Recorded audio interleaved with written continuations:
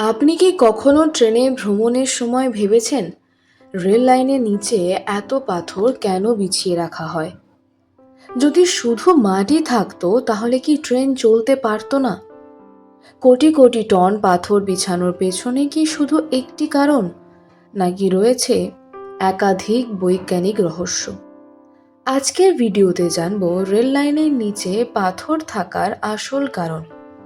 অনেকেই মনে করেন এই পাথরগুলো শুধু রেল লাইনকে সুন্দর দেখানোর জন্য রাখা হয়, কিন্তু বাস্তবে এগুলো রেলপথের সবচেয়ে গুরুত্বপূর্ণ অংশগুলোর একটি।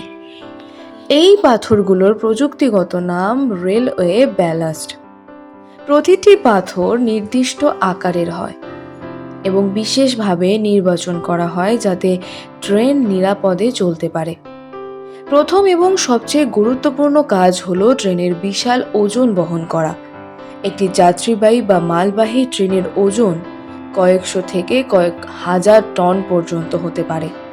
যদি রেল লাইন সরাসরি মাটির ওপর বসানো হতো তাহলে এত ভারে মাটি ধীরে ধীরে বসে যেত, কিন্তু ব্যালাস্ট পাথর সেই চাপ চারদিকে সমানভাবে ছড়িয়ে দেয়, ফলে রেল লাইন স্থিতিশীল থাকে।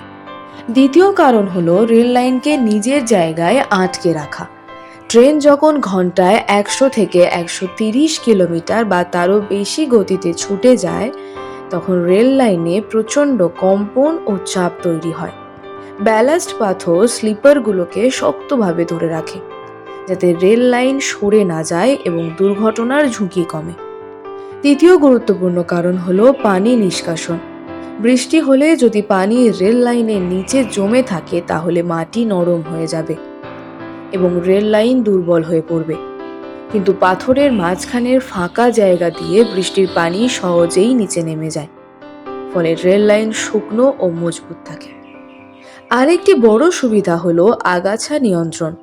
যদি পাথরের বদলে শুধু মাটি থাকতো তাহলে খুব দ্রুত ঘাস ও গাছপালা জন্মাতো। এগুলো রেল লাইনের ক্ষতি করতে পারত এবং নিয়মিত পরিষ্কার করতে অনেক বেশি সময় ও খরচ লাগতো। পাথরের স্তর আগাছা জন্মানো অনেকটাই কমিয়ে দেয়। শুধু তাই নয়, এই পাথরগুলো কম্পন ও শব্দও কমায়। ট্রেন চলার সময় যে ধাক্কা ও কম্পন তৈরি হয়, ব্যালাস্ট তার একটি বড় অংশ শোষণ করে নেয়, ফলে রেল লাইন, স্লিপার এবং ট্রেনের যন্ত্রাংশের ওপর চাপ কম পড়ে এবং সেগুলো দীর্ঘদিন টিকে থাকে। তাহলে প্রশ্ন হলো, সিমেন্ট বা কংক্রিট ব্যবহার করা হয় না কেন? আসলে সাধারণ রেলপথে কংক্রিট ব্যবহার করলে কম্পন অনেক বেশি ছড়িয়ে পড়বে এবং রক্ষণাবেক্ষণও কঠিন হবে। তাই বিশ্বের অধিকাংশ রেলপথে আজও ব্যালাস্ট পাথর ব্যবহার করা হয়।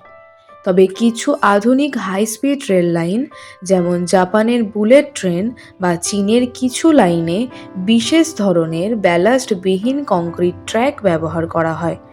এগুলো নির্মাণে অনেক বেশি খরচ হলেও অত্যন্ত উচ্চ গতির ট্রেনের জন্য উপযোগী।